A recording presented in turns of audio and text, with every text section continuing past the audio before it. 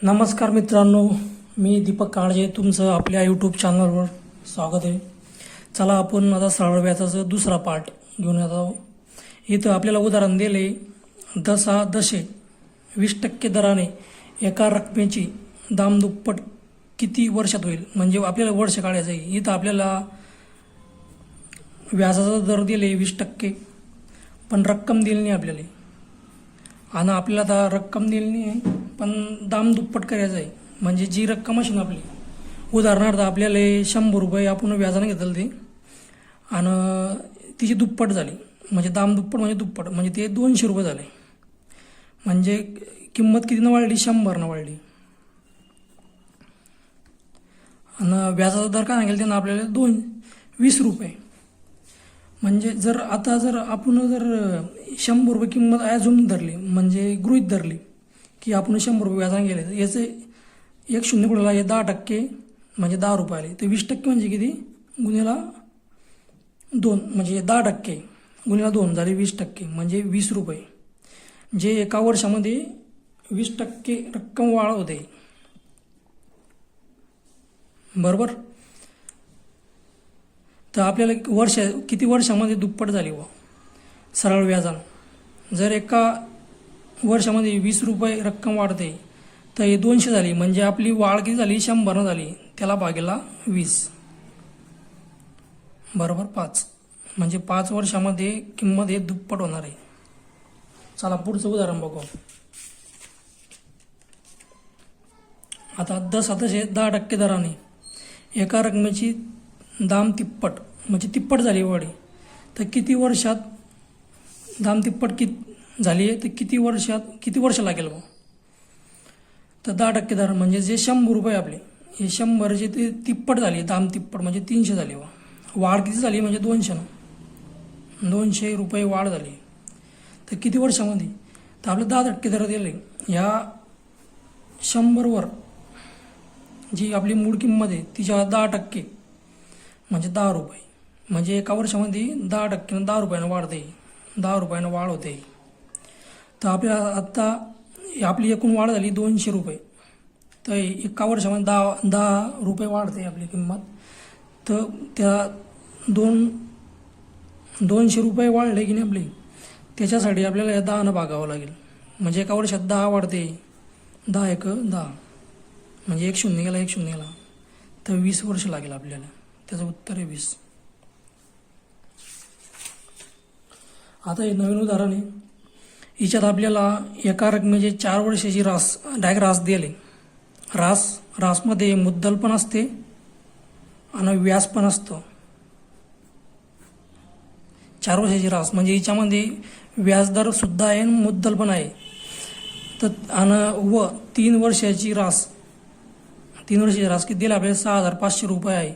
तर ती रक्कम कोणती? तर रक्कम काढणे आपल्याला हिच्यातली कोणची? 4 वर्षाची रास दिली आपल्याला 7,000, 3 वर्षाची रास दिली 7,000, 6,500.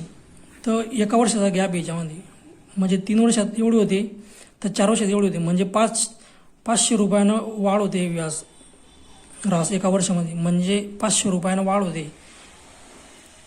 तर आपल्याला काय काढायची? रास काढायची. म्हणजे जे व्याज काढलं त्यांना, हे 7,000 झालं आहे, हे 6,500 झालं आहे, हे 3 वर्षाचं आहे, 4 वर्षाचं आहे, याच्यामध्ये 1 वर्षाचा गॅप आहे, म्हणजे 500 रुपयाचा गॅप आहे.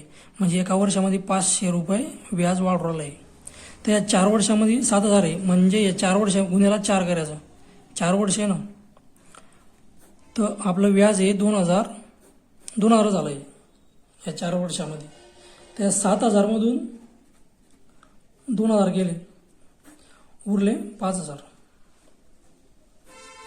म्हणजे आपली जी रास येईल ते 5,000 आहे. चला पुढचं. आता हे नवीन उदाहरण आहे, ते बी व्याजदराचंच आहे. ए हा व्यक्तीने एका बँकेमध्ये 3,000 रुपये गुंतवणूक करतो. किती रुपये आणि व्याजाचा दर राहतो? 20% वर्षाचं. आणि दुसऱ्या बँकेमध्ये 7,000 रुपये गुंतवणूक करतो, व्याजाचा दर राहतो 10% दराने जमा करतो. तर एकूण दर, फक्त आपल्याला दर काढला एकूण जे त्याला व्याज भेटलं, ह्या 3,000 रुपयावर 20% दरानं आणि या 7,000 रुपयावर 10% दरानं, याच्यावर 20% दरानं. तर आता आपण टक्केवारी काढून घेऊ त्यांची. 1,0 कडूला हे 300 आलं 10%, तर 20% काढण्याचे दुप्पट म्हणजे झाले 600. हे झालं व्याज एका बँकेचं. हे दुसऱ्या बँकेचे किती 10% सांगितले, हे 10% 700 रुपये म्हणजे 600 आणि 700 किती झाले 1300. 1300 हे व्याज आलं हे दोघी बँकेचं. तर त्यांना काय सांगितलं आपल्याला की बा जमा करतो, तर एकूण दर काढा. आता ह्या एकूण दर किती आला बा, आपण एकूण रक्कम किती गुंतवणूक केली 7,000 आणि हे 3,000, एकूण रक्कम झाली आपली 10,000 आणि या एकूण रक्कमवर 1300 व्याज आलं आहे आपलं. म्हणजे हे 10,000. आता आपण 10,000 म्हणजे 100 आहे, 100%. तर हे 1300 बरोबर किती टक्के, तर आपला आधी व्याजाचा दर येईल. तर तिरकस गुणाकार करू.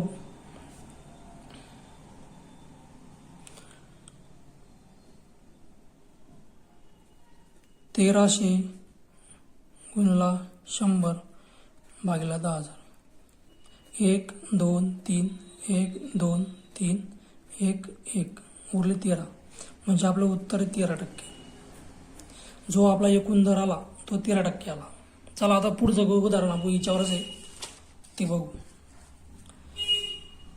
आता इथं आपल्याला दिल एक व्यक्ती एका बँकेत 400 रुपये गुंतवणूक करतो 20% दरानं, आणि दुसऱ्या बँकेमध्ये 700 रुपये गुंतवणूक करतो 15% दराने जमा करतो. तर त्याला एकूण दर काय मिळतो. पहिली बँक आहे त्यात 400 रुपये गुंतवतो 20% दराने, दुसऱ्या बँकेमध्ये 700 रुपये गुंतवणूक करतो तो 15 रुपये दरानं. आता इथं 1,0 कडूला हे झाले 40 रुपये 10%, तर आपले 20% काढायचे आहे. 40 गुणिला 2 म्हणजे झाले 80 रुपये व्याज या एका बँकेचं आलं. आता दुसऱ्या बँकेचं व्याज काढू. हे 10% दराने 10% दर 1,0 कडूला म्हणजे 10% दर झाला आपला 70 रुपये. या झाला 7 रुपये म्हणजे 1%. 1% किंमत आली म्हणजे आपल्याला कोणचाही पर्सेंटेज काढता येतो.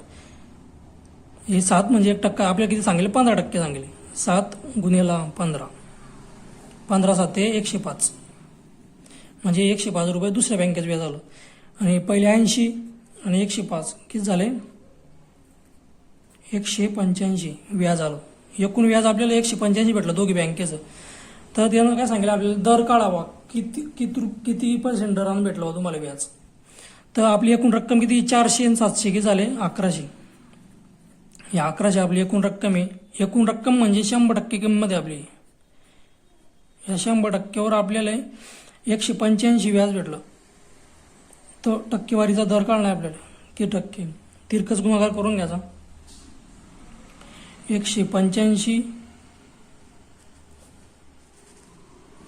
गुणिला 100 भागिला या 11,000 1 0 2 0 हे 2 0. आता 11 म्हणून 11 1 11 उरले 7. 11 7 66. 11 7 66 75 म्हणून 66 गेले 9.